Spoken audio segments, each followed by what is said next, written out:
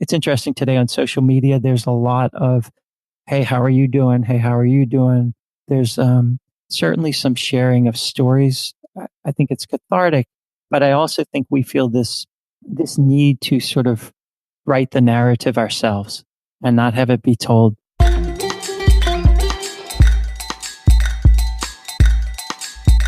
Podcast Junkies, episode 182. Welcome back. I'm your host, Harry Duran. If you are new to the show, welcome to this first episode of Podcast Junkies for you. This is the show where I have engaging conversations with some of the most fun and amazing podcasters that I know of. Naturally, I can't speak for every podcaster that's out there, only for the ones that I've connected with that I've had the pleasure of speaking to on this show, some more than once, and those that are in the pipeline and those I have yet to meet. It may be one of you listening at a next conference, an upcoming conference. Maybe if it's at PodFest, maybe PodCon if I can make it there in Seattle. Maybe it'll be Podcast Movement in August in Orlando as well. You just never know. And I've got a lot of catching up to do with invites to folks that I've met at We Are Podcast in Australia. And I'm just grateful. I'm recording this on Thanksgiving, actually. And it's a nice time to be reminded of all the things that I can be happy for and that I can be grateful for and that I give thanks for. And a lot of times we don't do it and think of what you may of the holiday season. I'm of two minds sometimes when it comes to the holidays. It's a bit commercialized, a bit too commercialized for me. And that's why I'm averse when I start seeing the Christmas decorations and Halloween is barely over. So but it is what it is, and I think we can find the good in everything. And I think for Thanksgiving, finding the good there's never any harm in another day to be reminded of all the things we're grateful for and we're thankful for. So that's what I want to do in this opportunity. And I'm thankful for Kevin Halbrook and Jamie Ryan, who were on the last episode, co-hosts of Thick Smoke and Loud Music. I hope you enjoyed that story of them really concerned that their beloved bar was closing down, and they did what any enterprising podcaster would, or anyone who likes telling stories, and they pulled out the microphone and captured them, which I think is so great. It speaks to this mission I keep harping on about, this of helping 1 million people find their voice. And all these little stories that I hear, whether I tell them from my perspective or whether I get them on the show to tell, I think it's just all good things, and all these stories need to be told. So this week we have some more stories from NOLA, from the Big Easy, from New Orleans. It's Mark Bologna. He's the host of Beyond Bourbon Street. And Mark and I have known each other probably going on 3 years, maybe more. We've definitely met, and we talk about that in the beginning, where we met. And we talk about his connection to New Orleans. And obviously the subject of Hurricane Katrina came up. So we had to talk about that. You can't have a conversation about New Orleans without talking about Mardi Gras. And Mark was keen to let us know about the New Orleans that people don't see. So we talk a little bit about that. A couple of iconic spots, the Whitney Plantation and the Upstairs Lounge were mentioned. And he goes into this topic of controlling your own content, which I thought was really interesting. We talk about the people who helped Mark make the show and how he goes about finding new topics to cover. This is a long overdue one because, as you might imagine, having spent this much time in the podcasting space, I have so many old friends who have yet to appear on the show. So I'm making a concerted effort to reach out to those folks so you can hear their stories because I think they're fantastic. So as always, full show notes are available at podcastjunkies.com/182 for this specific episode. Timestamps, summaries, tweetable quotes, links mentioned. It's all there. We do such a in-depth job of every week. And if you resonate with anything on the show and you want to dive in a little deeper, the show notes are the place to do that. This episode is brought to you by a new podcast. It's called the $1 Million Badass Podcast. How cool is that name? It's a new show produced by my company, Fullcast, and we couldn't be more excited about the launch of this latest show. And it's something we've been working on for the past couple of months. It's hosted by my friend Rachel Rogers. She's a wife, mama, and CEO of a 7-figure business. And her mission is to help every woman she meets become a millionaire. How cool is that? On the show, she's going to talk to fellow $1 Million Badasses, women who decided they wanted to become millionaires and actually did it. And her guests are going to share stories of how they did it, mistakes made, and the pivotal moment that changed everything. So head on over to mdb.show to sign up, to be notified when new episodes go live, and to hear the latest and greatest, and subscribe on Apple Podcasts and Google Podcasts. Those are the main buttons we've set up in Spotify as well. So can't be more excited. Rachel is an amazing person. I'm really passionate about her mission to work with this, to have conversations with these elite group of women, and it'll be an incredibly inspiring show. $1 Million Badass. I think the title says it all. So check it out, mdb.show. Make sure you stay till the end of the episode where I reveal this week's retention hashtag. They're always fun to put together and think about. But let's jump into this conversation with Mark, shall we? So Mark Bologna, host of Beyond Bourbon Street, thank you so much for finally making it onto Podcast Junkies. Thank you for having me, Harry. I'm very excited to finally connect through the podcast. Can you remember the first time we met? Yeah, actually, it was in Fort Worth at Podcast Movement. Oof, yeah, a couple of years ago. Yeah, I was a complete newbie. I didn't have a podcast. I just had ideas, and you were walking around with a suitcase of yellow Podcast Junkie t-shirt. Was that the first one or the second one? Because I know there were two in Texas. I think it was the second one. It was still pretty sleepy though. A few hundred people. Yeah. Isn't it bananas to think about where they're at today? I mean, the last one, it's literally become the industry standard conference for podcasters in the span of 5 years. It's so crazy. I mean, I had the sticker of 50 or attendee because I've been to every single one, but I remember the first sign of it was just a Kickstarter campaign. It is so amazing. And I was in Philly, of course, where we reconnected, but I missed last year out in California. And so my experience was Chicago, where it had started to pop, and then to walk in this year and see all of the big media there, not to mention 2,200 people. Yeah, it's pretty amazing what Dan and Jared and those guys have created in terms of a community. So what were you thinking? Because you said you showed up in Fort Worth and you didn't even have a podcast, but obviously if you're attending a podcasting conference, I imagine it's on your radar. Yeah. So I had been a podcast junkie, pun intended, for years listening to podcasts. It's for entertainment, for education. And I had also been looking for a side hustle to kind of start and pursue something I'd be passionate about. It's a weird story. In Fort Worth, the conference started on a Thursday. And on the Tuesday before, my wife said, "You've been talking about podcasts. You've been talking about a side business. Why don't you go?" And so on 48 hours notice, we made the decision to go. I had just had arm surgery, so my arm was in a sling. And she said, "Look, if we're going to do this and come up with the money in the last minute, you're going to go. It's all good. But there's one condition. You better come home with a podcast." So I showed up in Fort Worth. I was kind of an attraction, if you will, because I had the sling. And I kind of pitched 4 or 5 ideas to everybody I met, I think including you. Yeah. And, some of them were about topics that are pretty common in the podcasting world, but I was trying to play to my strengths. And every time I mentioned New Orleans as a topic, the person I was talking to's eyes lit up and said, "That's what you should do." And I sort of got handed off among some of you that were more senior. I don't know if you remember that. Someone would say, "Hey, go talk to this guy and pitch your idea." And then someone would say, "Go talk to this guy." And it was universal that New Orleans was the idea. I was excited about it. And the people like you that I met were like, "That's it, go do that." And that was kind of my start. So can you tell us the story of your connection to New Orleans? Sure. So I'm sitting in New Orleans today. I was born and raised in New Orleans in the heart of the city. My family owned a little po' boy place, which is like a neighborhood restaurant. In New York, it would be a diner or a deli, sort of equivalent, serve the community right near there. And I grew up literally in that place, and we could talk about that later. But I moved away for 15 years and kind of lived all over the country. And actually, 13 years ago today is the anniversary of Hurricane Katrina, and I'm sure we'll get into it. I was working in Northern Virginia in Washington when the storm hit. And that day, we basically decided we wanted to come back to New Orleans. And it took 6 years for us to come back. But we came back to the place that I was born and raised and that my wife went to college. And now we're raising our twins here. And so, it's a lifelong connection to New Orleans. Talk a little bit about that, because there's an emotional connection to a city. And I can definitely relate because I was in New York City during 9/11. Like I would wake up. I lived in the Lower East Side, and I could look outside my window in the morning and see the Twin Towers every morning when I woke up. just a visceral connection to just wake up one day and then look out and then see what I saw and climb to the roof of my building. And it was all like, I couldn't tell if it was a movie or if it was real life, because it was just like, I could see it, but I just couldn't put like it together that this was actually happening. So, and I worked 5 minutes away from there. I used to go into the World Trade Center every once in a while for lunch.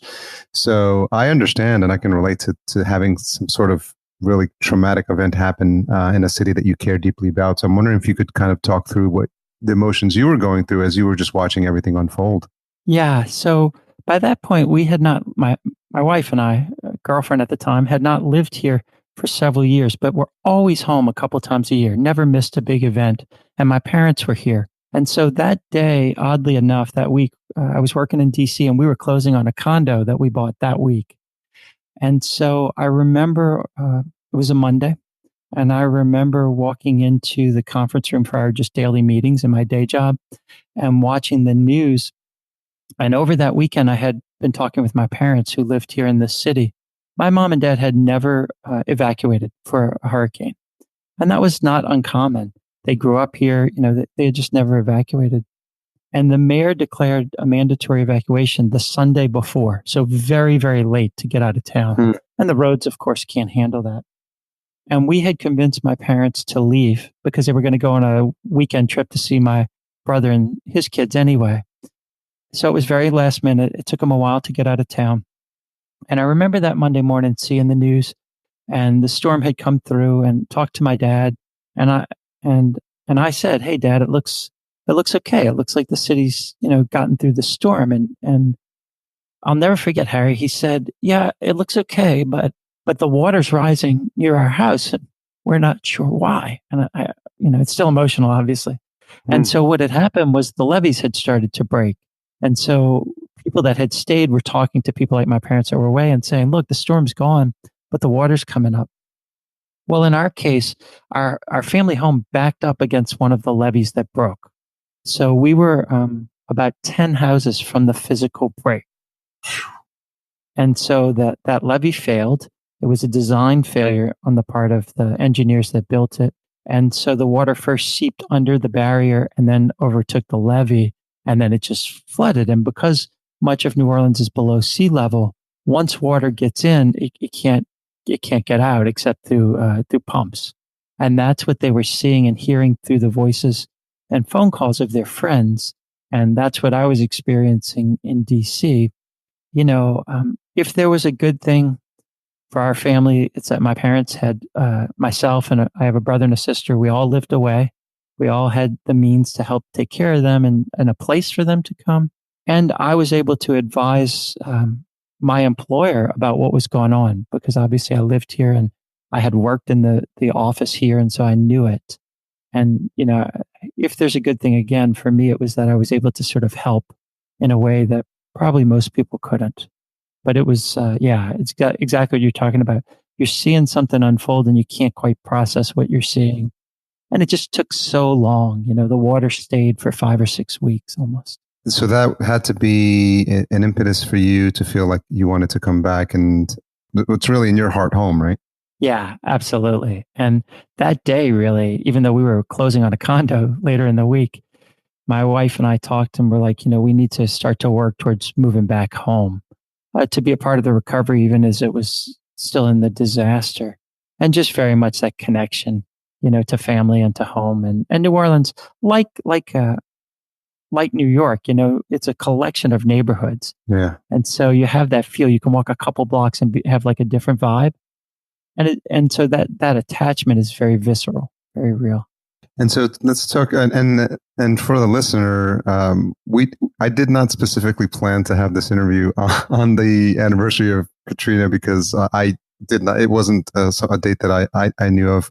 But so when Mark told me, as we were booking the date, I said, "Well, everything for a reason," and I believe the universe works in mysterious ways sometimes. So it's really interesting, and I honor the fact that that's the topic we're talking about on this day. And as I know, it's something that resonates with you strongly. Yeah, thank you. I mean, it's definitely a day of introspection. It's not a day that New Orleans really commemorates. Mm-hmm. There might be some church bells ringing, but it's a day we just sort of try to get through. And at the same time, it's a day that I find a lot of New Orleanians try to find the good in life. Mm. It's interesting today on social media, there's a lot of, hey, how are you doing? Hey, how are you doing? There's certainly some sharing of stories. I think it's cathartic, but I also think we feel this need to sort of write the narrative ourselves and not have it be told. So a big national publication put out a story today and they got the date wrong of when Katrina hit. And so I think what social media gives is people that experience it be able to tell it in their own lives, Yeah. and in their own way. And that's really powerful for people that want to know and want to learn. And so today's a lot of that, but definitely an introspective day. So let's now shift gears as you come back from the conference. You're motivated. You feel like you have your topic. And did you have the name picked out at that time? I did not. Okay. I did a lot of work on that with a lot of people and got a lot of input. The impetus of the podcast, after I came back and people like yourself and Lou Mangello, Steve Stewart, really were like, that's the thing. Well, in New Orleans, maybe in New York too. In New Orleans, what you get all the time, Harry, are people saying, hey, I'm coming to New Orleans. What should I do? And we all had back then a spreadsheet or a Word doc, now a Google Drive doc, right? Ready to answer that question. And I basically took that email and turned it into a podcast. That's interesting. Well, it's interesting because I remember I had a friend of mine, Esprit, who's also been on the show. She was heading out to New Orleans, and I thought of you immediately. I'm like, if anyone's going to take good care of her, it's going to be you. And obviously, lots of folks have lots of friends in New Orleans in this day and age, I think. So I don't know if you guys ever connected, but there's so many stories that have been told about New Orleans, and obviously Bourbon Street is one of the first streets that comes to mind when people think about New Orleans. For better or for worse, there's probably a big touristy label that gets slapped on it. So without putting words in your mouth, were you thinking that maybe there was a different story to tell, and which is why you named it Beyond Bourbon Street? Because I think that's what people think of when they think of New Orleans. And I've got a couple of days in New Orleans, and that's where the tourists are going to be sent. Yeah, I had a very specific reason for it. And so while I tested a bunch, what caused me to even think about it, Harry, is once a year at Mardi Gras, all the national news outlets show you, if you're somewhere else, show you a picture of Mardi Gras. And what you see are throngs of people on Bourbon Street reaching up in the air to people on the balconies throwing beads down. And the implication, and if you dig a little further, is women are flashing their breasts in order to get the beads. And it's a sort of a whole debauchery there. And that's certainly a part of Carnival in New Orleans. But that is not the Carnival, the Mardi Gras that people, that families grow up with. What shocks people is Mardi Gras is almost entirely kid-friendly. So the Mardi Gras I grew up with is along the parade route, think picnicking or barbecuing on the median, except here in New Orleans, it's called the neutral ground, and we could talk about that. But I grew up in a parade ladder, which imagine a 6-foot aluminum ladder with a plywood box built on top of it and a dowel to keep the kids from falling at the front. The adult stands on the back, the kids sit in the box, and the idea is the kids are above the crowd so they can see and catch and connect with the riders. That's the Mardi Gras I grew up with and hundreds of thousands of New Orleanians grew up with. But that's not what you see on television. And so I instantly wanted to convey New Orleans as beyond Bourbon Street, beyond that. And the tagline of the show is an insider's guide to New Orleans. So I'm trying to take you along on an exploration of the city through the viewpoint of a local. I don't know if we talked about this, but my brother lives just outside. He lives in Metairie, and my sister-in-law grew up in Metairie. So I've been to Carnival and I've been to Mardi Gras. I've been to both. I've been to Carnival in Brazil and I've been to Mardi Gras in New Orleans. So I've got to experience both.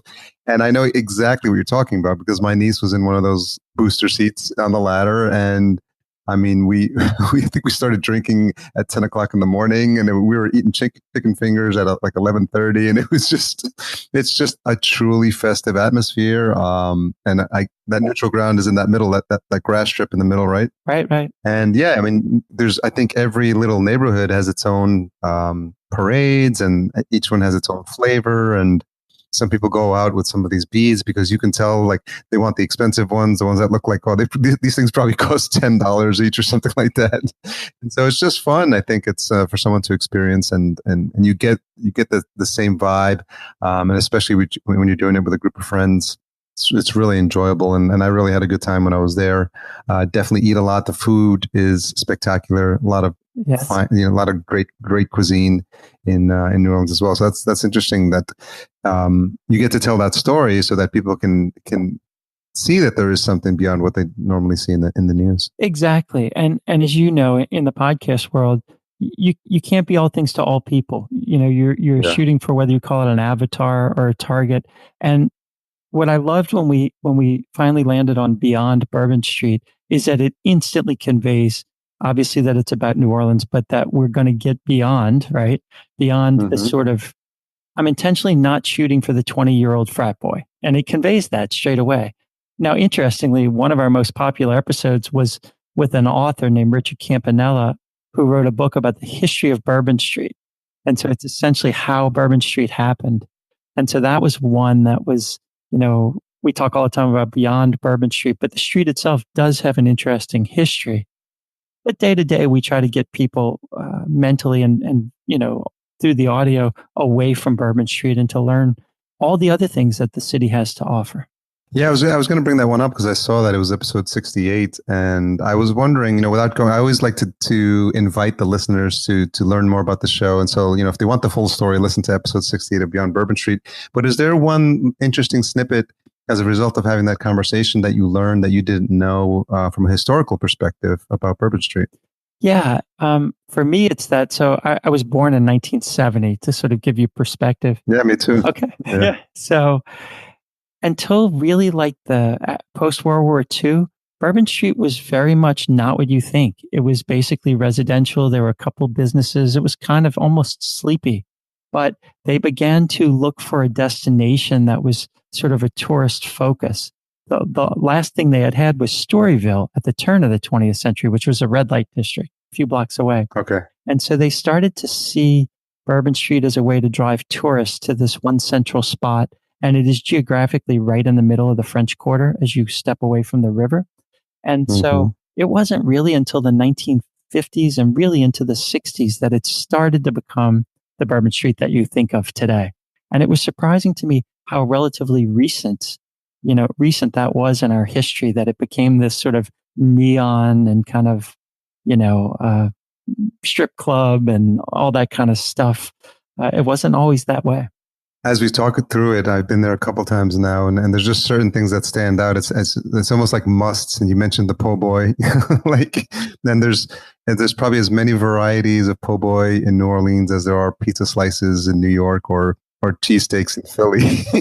Yes, exactly. And so I think you did something on po' boys. I think it's 6, right? You did the history of the po' boy. Yeah. So I grew up in this po' boy place. It was called Teddy's Grill. My family owned it for 36 years, and I'll leave some of the details for the episode. But the po' boy really originated out of trying to serve strikers that were striking. They were streetcar employees in the 1920s. But the thing that made that so special for me, and you heard it if you listened to it, is I got to interview my dad, who literally grew up in that specific business and then purchased it. And then my mom and dad had me when they were kids and owned this place. So they were 18, got married, 19 bought a restaurant, 19 had me. And so I grew up in the space. But it was a great way, that episode, Harry, to share the history of the po' boy, and also an excuse, if you will, to get my dad on the microphone and record him. Oh yeah. That's awesome.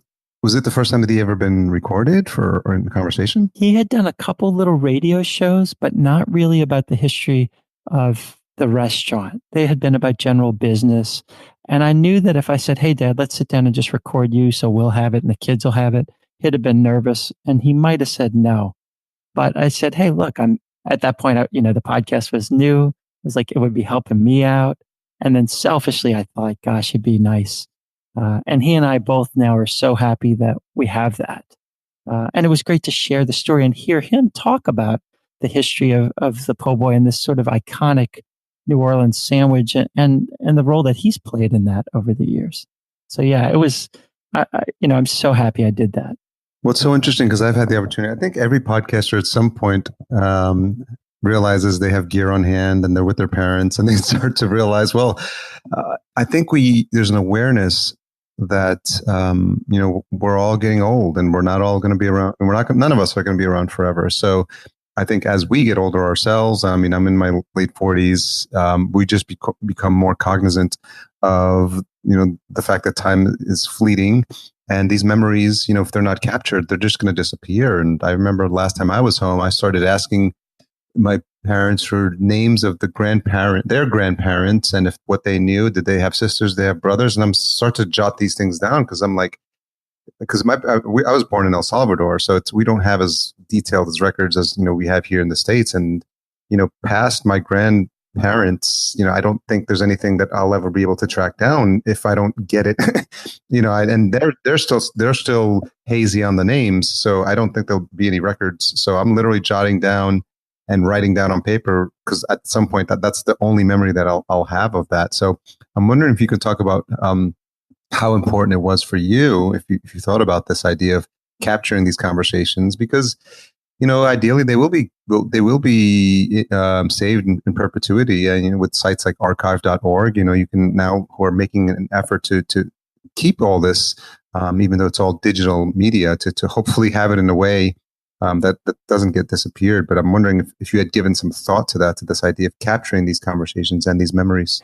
I had, and it gets to this idea of podcasting in general that you talk about in your show with your guests, that podcasts are so intimate, right? Someone that's listening to you and I has given us permission to be physically close to them, to be in their ears.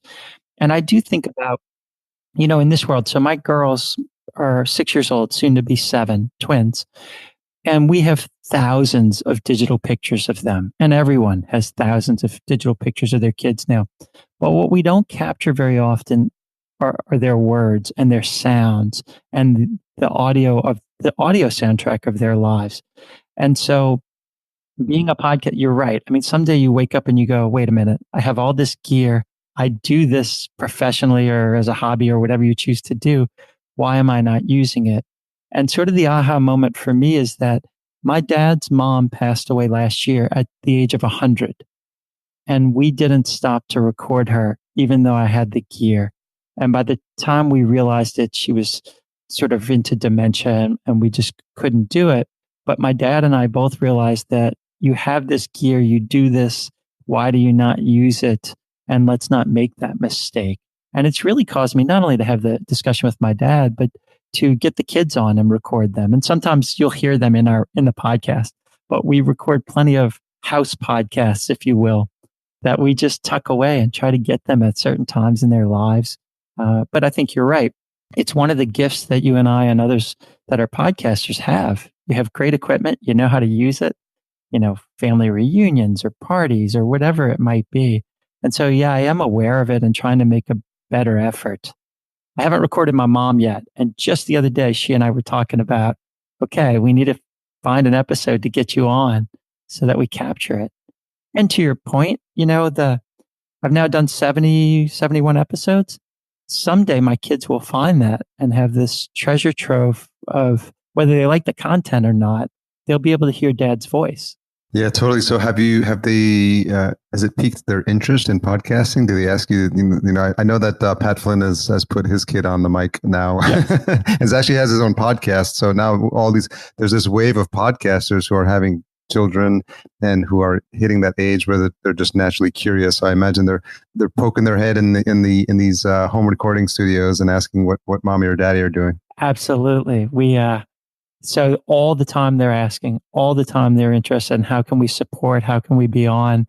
They we did an episode that was about bringing kids to New Orleans, and just randomly I was recording in a closet, and I think they were 3.5 years old. One of them walked in and said, "What are you doing?" And I explained, and she said, "Well, I'm a kid." And she hopped up on a little bar stool. And so right at the end of that episode, I interviewed her. And she had a very nuanced opinion about where to get the best snowballs and why. And so they also like they're not home right now. If they were home and they knew I was doing this, they would be angling in to talk to you. So they have been a guest on a half dozen podcasts or so of other people's shows. Very cool.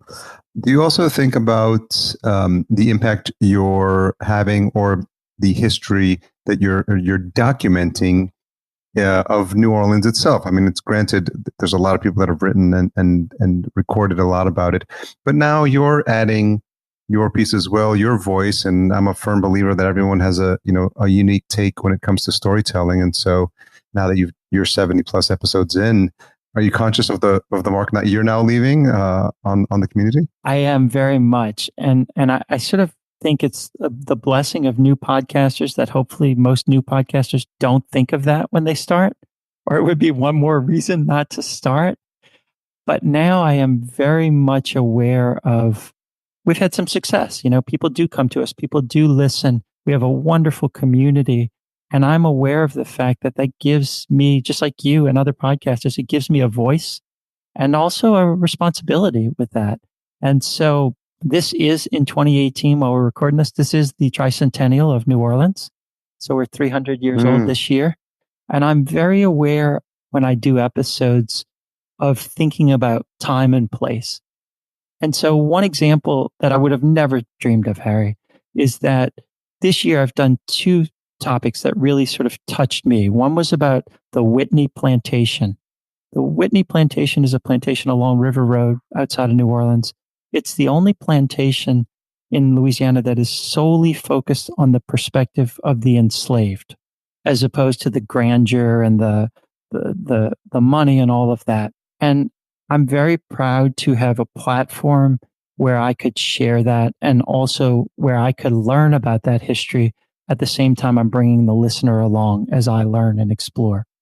And then the second, this summer was the 45th anniversary of a fire at a gay bar in New Orleans called the Upstairs Lounge.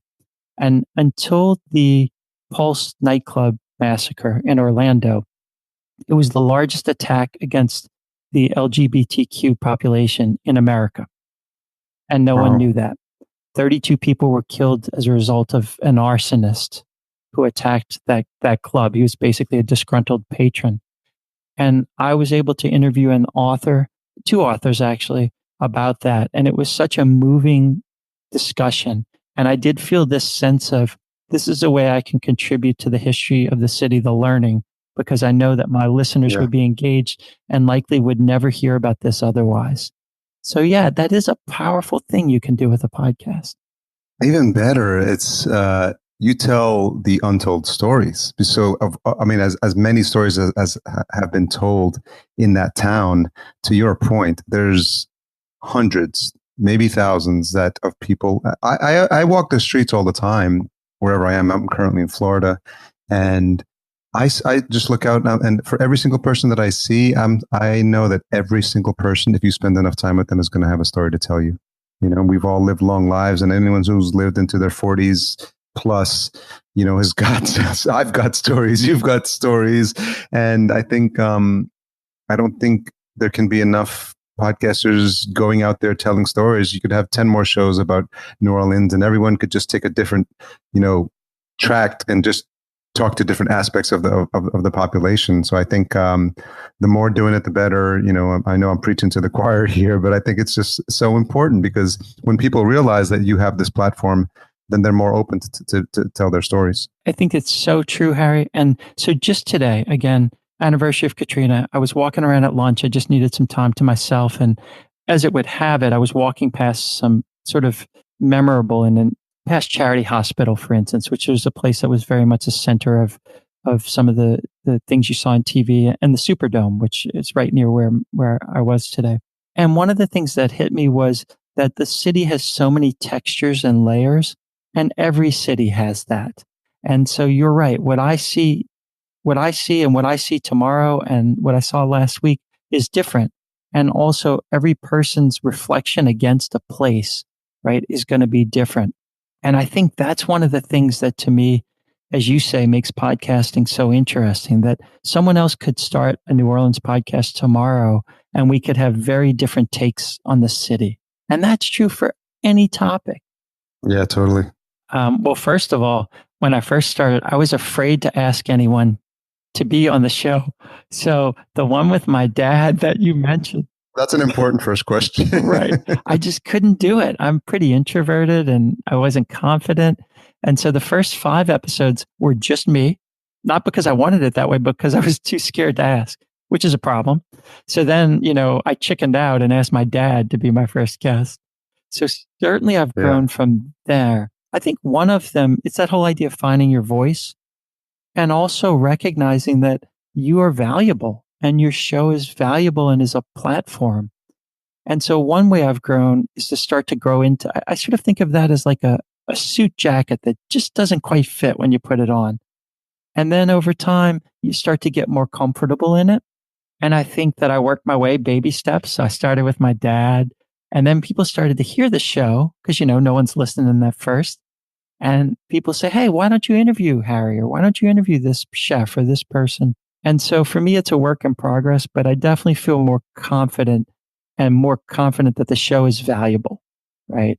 That people do, honestly, people do like it, do like me, right? And that has helped, but it took me a while. And every once in a while, I'll dip back and just do a solo show just because I want to do it, But there's still sort of, it's your platform. It's your structure. It's your show. This is the beauty. This is like, it bears repeating. I am the station owner. I am the station manager. I am the station editor. I am the station producer. I am the show producer. I am the marketer. So literally, like, what I want to do is just whoever I want to talk. Someone emailed me for this show about this bar that's closing down in Alabama, and they're doing a podcast about interviewing all the people who were in there, the cast of characters that were in there, and they've just started like 4 or 5 episodes.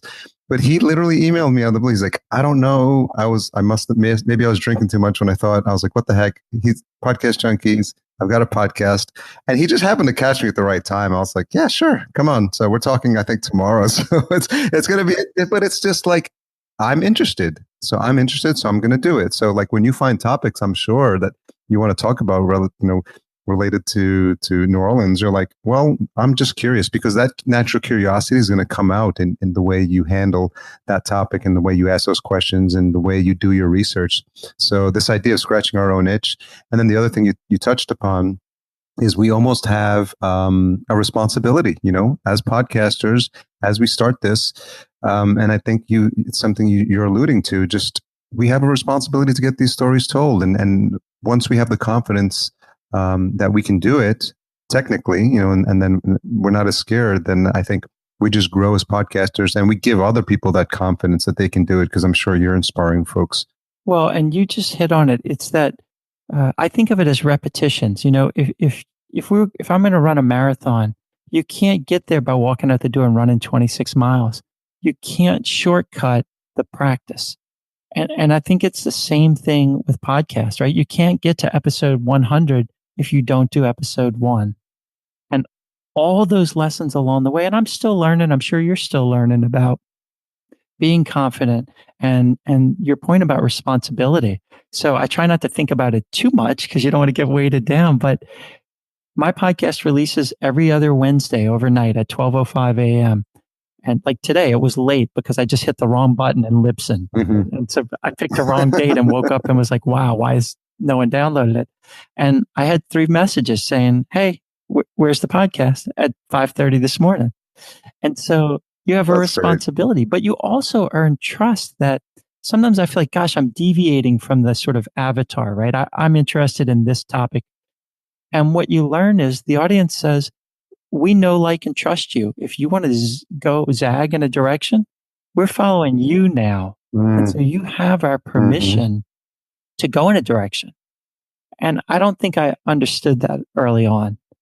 Can you talk about someone who's helped you, and maybe not specifically related to the podcast, but the word mentor comes to mind, like someone that's helped you get to where you are now? 2 people as it relates to the podcast. One is Lou Mangello from WDW Radio. as I was walking around asking every person I could meet in Fort Worth what topic was good, a guy named Kevin Harvell grabbed me by the shoulder and said, "Do you know Lou?" And I said, "No." And Lou had been the keynote speaker, one of them that year. And I was too shy. I wouldn't have walked up to him. Kevin took me by the arm, literally walked up, tapped Lou on the shoulder and said, "Lou, this is Mark. Mark, this is Lou." And then Kevin walked away. Right. And Lou was like, "Hi." And so I pitched my ideas. And of course, he's Mr. Disney. He lit up and he's like, "Do New Orleans. You can do what I've done with Disney World for New Orleans." And I've kept up with him. I've been to some of his events. I'm going to an event to speak with him actually in Orlando in a couple of weeks. Talk about coming full circle. Yeah. That's so amazing. Right. And I think Lou would say he sort of took me under his wing and he's proud of that, right? So he's one just because of the enthusiasm and the way he's so focused on community and so creative. And the other person is Michael O'Neill from the Solopreneur Hour. And from Michael, I got a real love and appreciation for the interview as art. You know, Michael takes the interview really seriously in terms of thinking about it. And so I had the chance to work with Michael, but I often think about that because his podcast, he's got like 700 episodes now and 10 million downloads. Sometimes they seem real casual, but I know, because I know him now, the real thought and care he gives to that. And it's sort of his mission to make people think about the art of the interview. And so those two together, the idea of community from Lou and the idea of really practicing the interview as a skill and an art from Michael really have impacted me. And I know you think and talk a lot about that idea of the interview and really giving that some thought about how you do it and do it well. Yes, it's been something that I've just learned over time, and I've been I've just started to become a student of conversations and interviews and listening to people. Alec Baldwin has a show called Here's the Thing. Terry Gross, obviously, Charlie Rose, Larry King. You just start to like gravitate towards people who Jordan Harbinger is a friend, and I've been inspired by what he does. Michael O'Neill, like to your point, has done well. And it's just exciting to see what people do and just continue to be inspired and see myself as a perpetual student. And so I was happy enough to have Lou was on Podcast Junkies all the way back, episode 46. Wow. We still have to make some time, Michael O'Neill and I, but I was actually on the Solopreneur Hour when we were in Florida. So I was able to be on his show. So that was an honor to get on his show. So nothing but praise for those two guys. And so you're in good hands learning from folks like that. So, and I think what's going to happen is if it hasn't happened already, that people are going to start coming to you, right? And they're just going to say, "Hey, Mark, like, can you give me some advice?" And you, for that brief second, you're going to flash back to when you were the one asking for the advice and you're like, and it's just a pay it forward situation. So one of the things that happened to me just recently in Philadelphia, Podcast Movement, I have this passion and love for locally focused podcasts. We have a little Facebook group, and Chris Holyfield from I Am Salt Lake and I have really kind of informally partnered to just help each other and help others. And that very thing happened, Harry. Over those 3 or 4 days, people were constantly coming up to Chris and I and saying, "Hey, I have a podcast about this city," or "I want to do this. What do you think?" And so I am getting a steady stream of people that say, "I love what you're doing for New Orleans. I want to do that for my city. And how can I do it?" And it did hit me like one night walking back to the room, like 3 years ago, I was asking you guys about ideas. And now in this one niche, people are coming to me.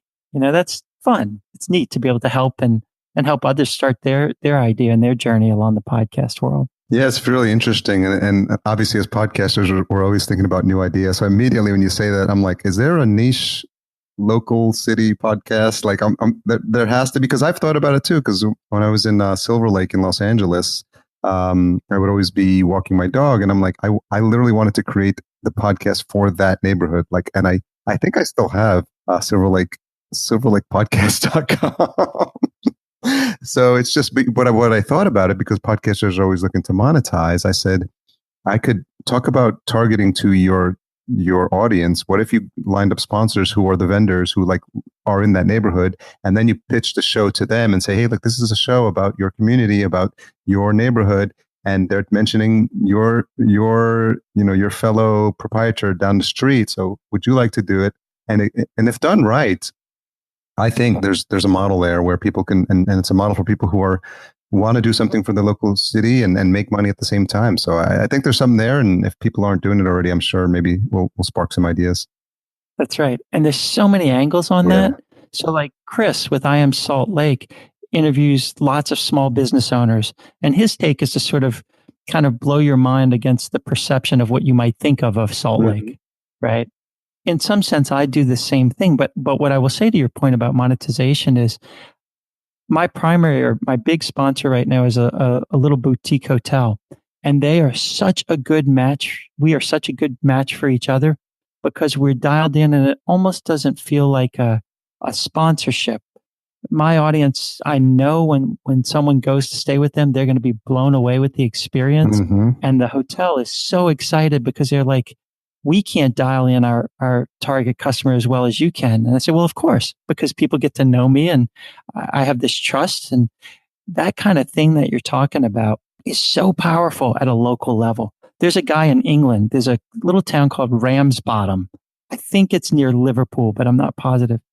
I think he has 8,000 people in the community, and he's been doing a show for a couple years.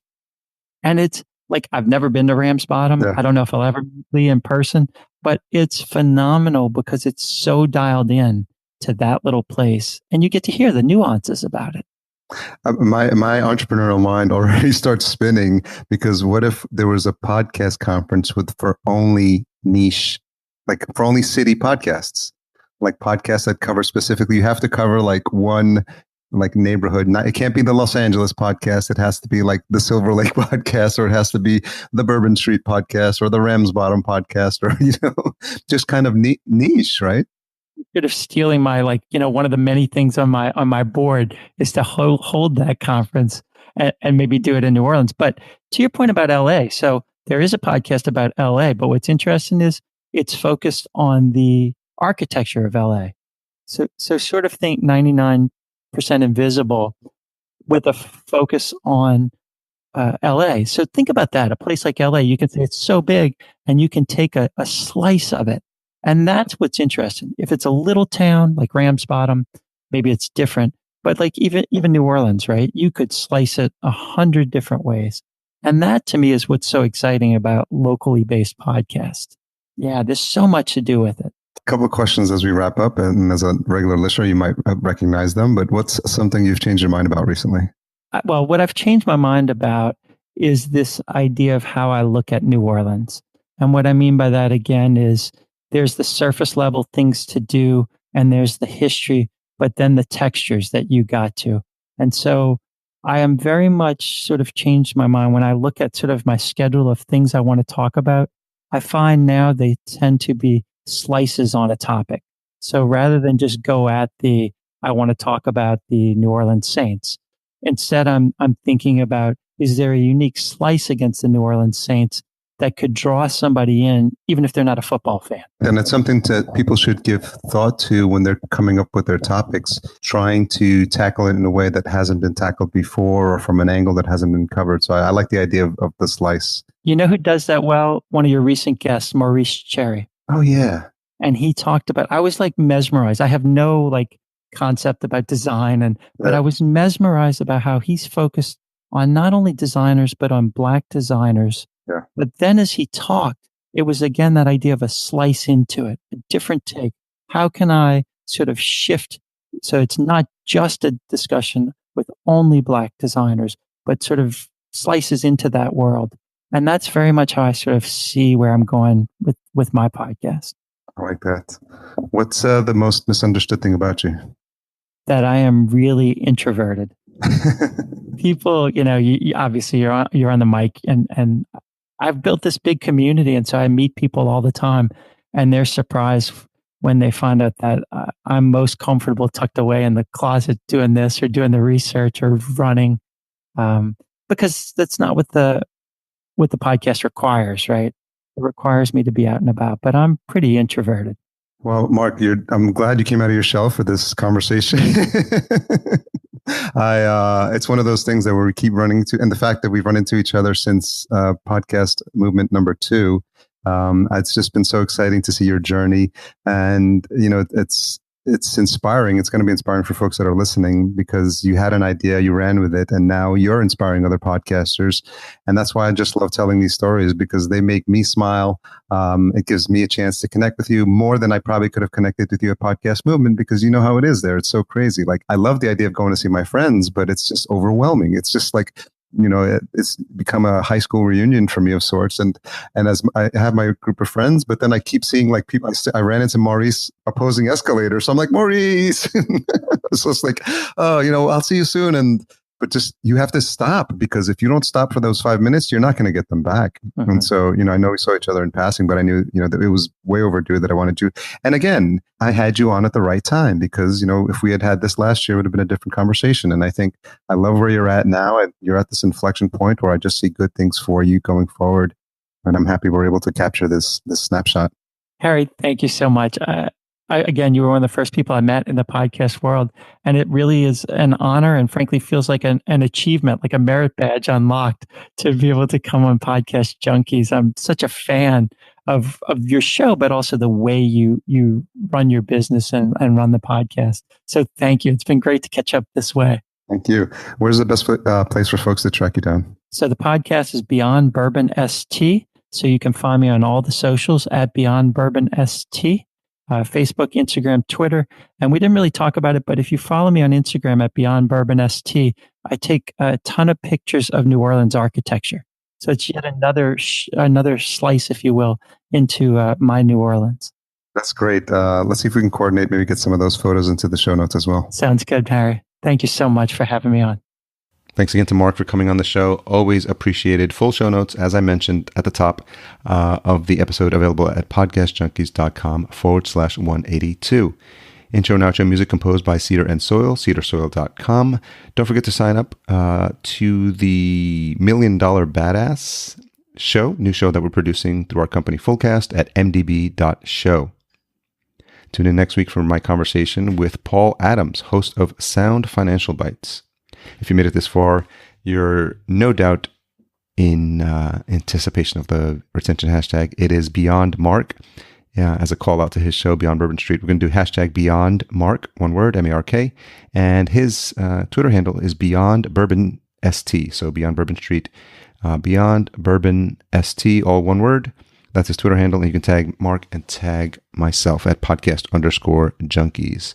Thanks for all you do to support the show. I'm incredibly grateful to you, especially this Thanksgiving week, for everything you do. Tell one person about the show.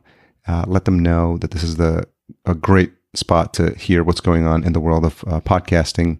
And I appreciate you for doing that. And we'll catch up on the next episode. See ya.